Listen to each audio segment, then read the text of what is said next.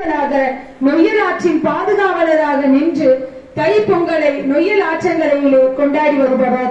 நொய்யல் நதி பாதுகாப்பு குழுவின் தலைவர் நொய்யலின் தந்தை திரு அகில் ரத்னசாமி ஐயா அவர்களை வாழ்த்துரை வழங்க வருமாறு அன்போடு அழைக்கிறோம்.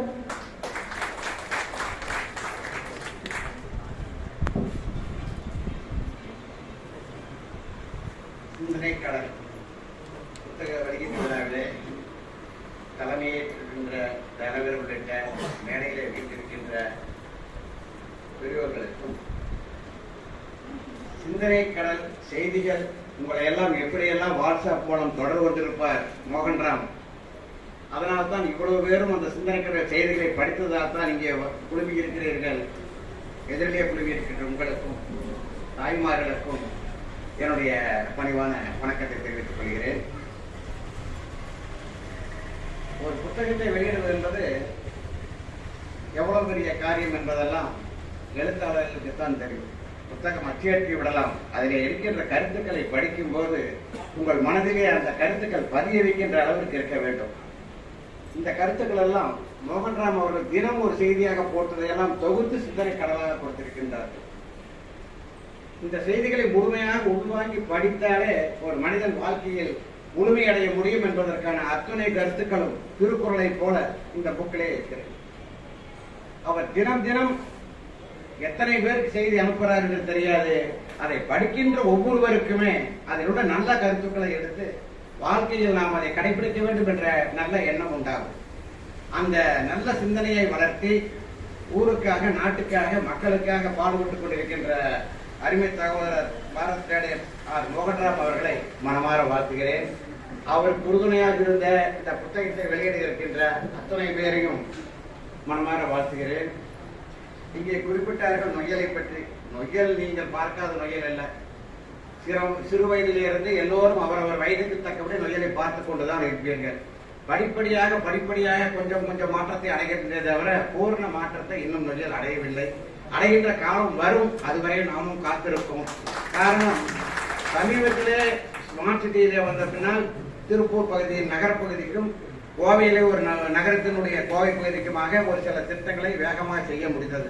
அதற்கு பின்னால் உங்களுக்கு தெரிந்திருக்கும் வளம் அமைப்பை நாங்கள் ஆரம்பித்து வளம் அமைப்பின் மூலம் பாலங்களையும் ரோடுகளையும் போட்டு மக்களுக்கு என்ன சேவை செய்ய முடியுமோ அதை செய்து கொண்டுதான் இருந்தோம். இருந்தாலும் இப்போது ஒட்டுமொத்த நொய்யலையும் பாதுகாக்க என்ற எண்ணத்தோடு நம்முடைய ஐயா அப்துல் கலாம் ஐயா அவர்கள் இறந்த பொழுது அடக்கம் செய்தவுடன் ராமேஸ்வரத்திலே இரவு 10 மணிக்கு கோவை திருதுறையைச் சேர்ந்த வனிதா மோகனுடைய அமைப்பை சேர்ந்தவர்களும் ஜீவநதி நொய்யல் சங்கம் என்ற நம்முடைய திருப்பூரை சேர்ந்த நம்முடைய அமைப்பை சேர்ந்தவர்களும் அடக்கம் செய்த பின்னால் அந்த ஹோட்டலிலே தங்கி அந்த இரவே ஒரு முடிவெடுத்தோம். ஒட்டுமொத்த நொய்யல் நதியையும் தூய்மைப்படுத்த வேண்டும். 156.6 கிலோமீட்டர் நீளமுள்ள நொய்யல் நதி. அதை மாவட்டம் 4 மாவட்டம் திருப்பூர், கோவை, திருப்பூர், ஈரோடு, கரூர் என்று பிரித்து கோவையிலே திருந்துளையும், திருப்பூருக்கு ஜீவநதி நொய்யலும், ஈரோட்டிலே ஒளிரும் ஈரோடும், கரூரிலே நொய்யலை காப்போம் 4 அமைப்புகளையும் இணைத்து ஒரு பெடரேஷனாக செய்து அதற்கான பணியை செய்து வேகப்படுத்திய நேரத்திலே தான் கொரோனா வந்துவிட்டது. இல்லை என்றால் நபார்டு வங்கியின் மூலம் 800 கோடி ரூபாய்க்கான திட்டம் தீட்டப்பட்டு இந்நேரம் அந்த நதியினுடைய செயல்பாடுகள் ஓரளவுக்கு முடிந்திருக்கும். இருந்தாலும் தடைப்பட்டதை நாங்கள் நிறுத்தவில்லை, மீண்டும் தொடர்ந்து செய்கின்றோம். இப்போது மத்திய அரசு, மாநில அரசின் உதவிகளோடு நடந்தாய் வாழி காவேரி என்கின்ற ஒரு திட்டம் செயல்படுத்த ஆரம்பித்திருக்கிறார்கள்.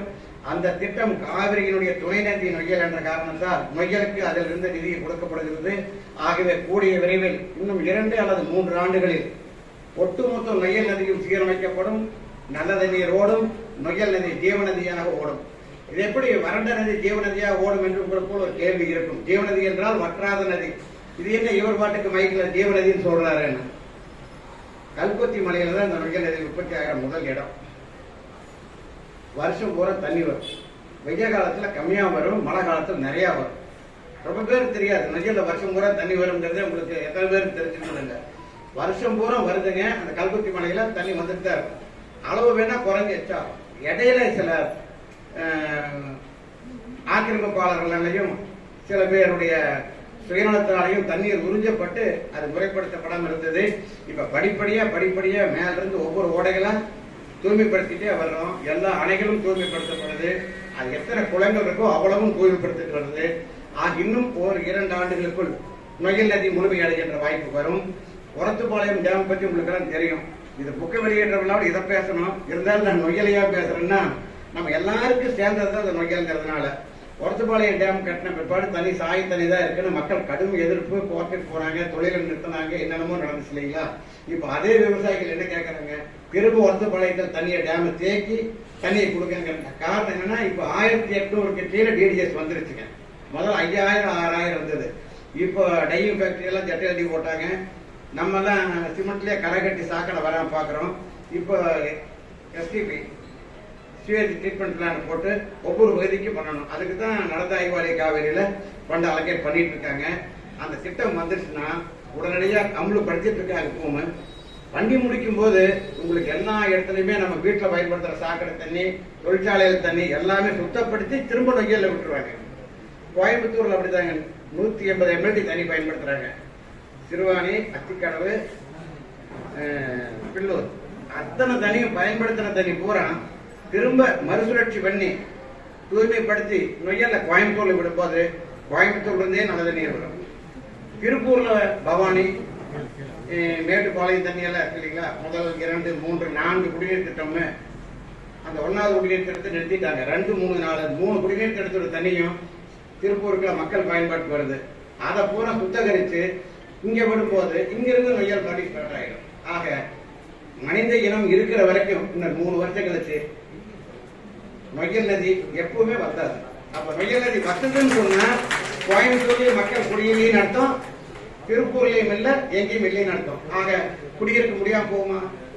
பவானியில தண்ணி வந்தே தீரும், மேட்டூர்ல தண்ணி அங்கிருந்து வரும், பவானி ஆத்துல ஊட்டியில இருந்து வரும். ஆக எல்லா தண்ணியும் வந்துதான் தீரும்.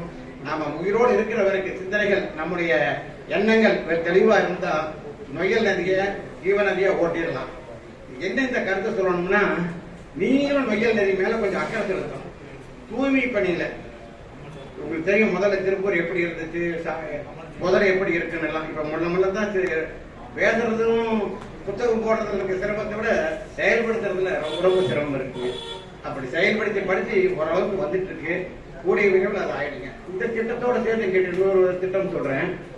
அடுத்தது 3 வருஷமா அதுக்கான முயற்சிகளை பண்ணி